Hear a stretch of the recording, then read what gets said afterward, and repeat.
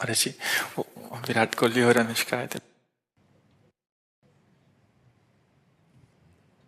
विराज बैठ प्रसन्न हो। जी अभी ठीक। हाँ, नहीं, ठीक ही रहना चाहिए। हम आपको अपने प्रभु का विधान बताते हैं थोड़ा सा। जब प्रभु किसी पर कृपा करते हैं, ये वैभव मिलना कृपा नहीं है, ये पुण्य है। पुण्य से एक घोर पापी को भी देखो, पाप करके भी उनका कोई पुण्य है जिससे वो सुकृत पूर्व के सुकृतवश चल रहे हैं, नया पाप है। ये वैभव बढ़ना या यश बढ़ना, ये भगवान की कृपा नहीं मानी जाती। भगवान की कृपा मानी जाती है अंदर का चिंतन बदलना, जिससे आपके अनंत जन्मों के संस्कार भस्म होकर और अगला जो है वो बड़ा उत्तम होगा। अंदर के चिंतन से होता है, बाहर से कुछ नहीं होता। मात्र अंदर का चिंतन। अच्छा, अंदर का चिंतन हम लोगों का स्वभाव बन गया बहिर्मुखी। बहिर्मुखी मतलब बाहर, बाहर यश कीर्ति लाभ विजय, इससे हमको सुख मिलता है। अंदर से कोई मतलब नहीं रखता कोई, कोई विरला ही अंदर से। अब क्या होता है, भगवान जब कृपा करते हैं तो संत समागम देते हैं, फिर दूसरी जब कृपा होती तो विपरीतता देते हैं, और फिर अंदर से एक रास्ता देते हैं।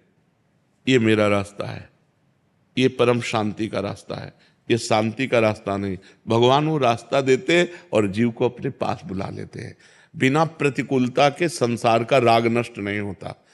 किसी को भी वैराग्य होता है तो संसार की प्रतिकूलता देखकर वैराग्य होता है। सब कुछ हमारे अनुकूल है तो हम आनंदित होकर उसका भोग करते हैं।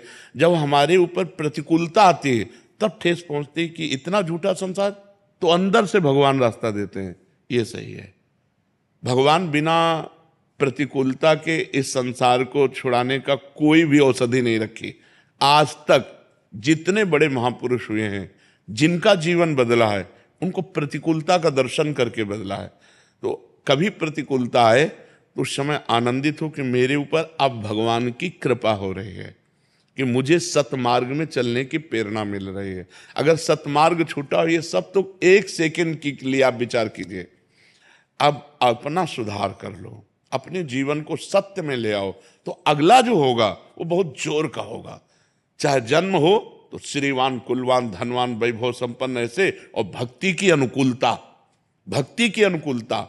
खास बात श्रीवान धनवान कुलवान नहीं, खास बात भक्ति की अनुकूलता। अगर इस जन्म में भगवत प्राप्ति नहीं हुई तो भगवान श्री कृष्ण ने गीता में कहा है कि मेरे भक्त का नाश नहीं होता।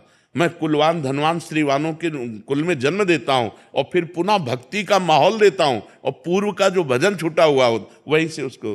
अब बिल्कुल ऐसे ही रहो जैसे रह रहे हो, बिल्कुल संसारिक बन करके रहो, लेकिन अंदर का चिंतन आपका बदल जाए। अंदर के चिंतन में आपकी यश की भावना न रह जाए, अंदर के चिंतन में आपको धन बढ़ाने की भावना न रह जाए। अंदर का चिंतन हो जाए, प्रभु बहुत जन्म व्यतीत हो गए, अब एक बार आपसे मिलना चाहती हूँ, एक बार आपसे मिलना चाहते हैं प्रभु, मुझे आप चाहिए, अब संसार नहीं। तो बात बन जाएगी, तो बात बन जाएगी। तो इसलिए आनंद पूर्वक भगवान का नाम जप करो, बिल्कुल चिंता मत करो। बाबा, क्या नाम जप से हो जाएगा? पूरा, ये हम अपने जीवन का अनुभव बताते हैं। सांख्य योग और अष्टांग योग और कर्म योग और भक्ति योग, चारों योगों में प्रवेश रहा है। पहले हम सन्यासी रहे हैं 20 वर्ष सन्यासी रहे काशी विश्वनाथ जी। तो हम सांख्य योग, अष्टांग योग, जो अष्टांग योग है ना, अष्टांग योग कर्म योग, इन तीनों को अच्छी प्रकार जान करके और फिर भक्ति योग में आए हैं। स्वयं भगवान शंकर से बढ़कर कोई ज्ञानी तो नहीं ना, सनकादि से बढ़कर कोई ज्ञानी नहीं। वो हरिशरणम सनकादि हर समय जपते रहते हैं। भगवान शिव राम राम राम राम राम राम जपते रहते हैं। हम वृंदावनवासी प्रिया प्रीतम के उपासी, तो जो राम में राह है वही राह है, जो धा है ये रस देने वाली वस्तु है। तो हम राधा राधा राधा राधा, मतलब आप ये समझो कि हमारी इतनी तार्किक बुद्धि रही, हमारी श्रद्धालु बुद्धि नहीं रही। सन्यासी की जो बुद्धि होती है वो तर्क प्रधान होती, कसौटी पर कसने पर। तो हम केवल भावुकता में राधा राधा का प्रचार नहीं कह रहे कि हमने सुना और ऐसे ग्रंथों में पढ़ा हो, ऐसे कह रहे, स्वयं स्वाद लेके कह रहे और विश्वास के साथ कह रहे कि यदि आप राधा राधा जपते हो तो इसी जन्म में भगवत प्राप्ति हो जाएगी, इसी जन्म में। जैसे किसी से कहा जाए कि तुम सत्य बोलो, मंदिर में चढ़ के बोलो, तो हम मंदिर में नहीं, हम वृंदावन में बैठे हैं। करोड़ों मंदिर इसकी समानता नहीं कर सकते, भगवान का परम धाम है। अगर राधा राधा नाम चल रहा है तो इसी जन्म में भगवत प्राप्ति हो जाएगी। हमारी आखिरी श्वास यदि राधा, तो मुझे श्री जी की प्राप्ति, भगवान की प्राप्ति हो जाएगी, इसमें कोई संशय नहीं। और किसी साधनों की कोई आवश्यकता नहीं। आप केवल अंदर ही अंदर चलाइए और लिखिए। देखो, हम जो कह रहे हैं उसको समझो। बहुत अधिक नाम जपने की हमें चेष्टा नहीं करनी, कम संख्या हो लेकिन मन लगा करके हो।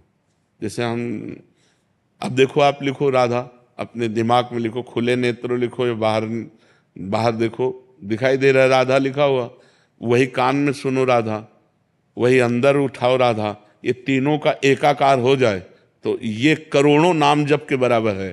देखो, जैसे हम बोला राधा, ऐसे हम 1000 राधा नाम बोले तो हम बोला राधा, ये उपांशु है, इसे उपांशु कहते हैं। राधा राधा राधा राधा 1000 बार, ये उपांशु हुआ। अब ये ऐसे उपांशु हम 10,000 बार जप करें, अंदर देखते हुए बोले राधा, उपांशु 10,000 बार नाम जप करने का फल एक बार मानसिक में है। इतना बड़ा फल है ये। ऐसे राधा राधा राधा चल रहा है, नेत्रों से हम उसे देख रहे हैं, कानों से उसे सुन रहे हैं। आप देखना कि अगर मन भगेगा तो आप लिख नहीं पाओगे राधा नाम, अगर लिख रहे हो तो मन भगेगा नहीं। तो चाहे 10 बार लिखो, 100 बार लिखो, लेकिन एक अभ्यास बनाओ ऐसा कि कुछ समय शांति से स्नान आदि करके बैठ गए और राधा राधा लिख रहे हैं, उसी का चिंतन कर रहे हैं। इसे अपना जीवन बना लो, फिर आप परिणाम में खुद देख लेना। कोई घाटे का सौदा तो है नहीं, ठीक है।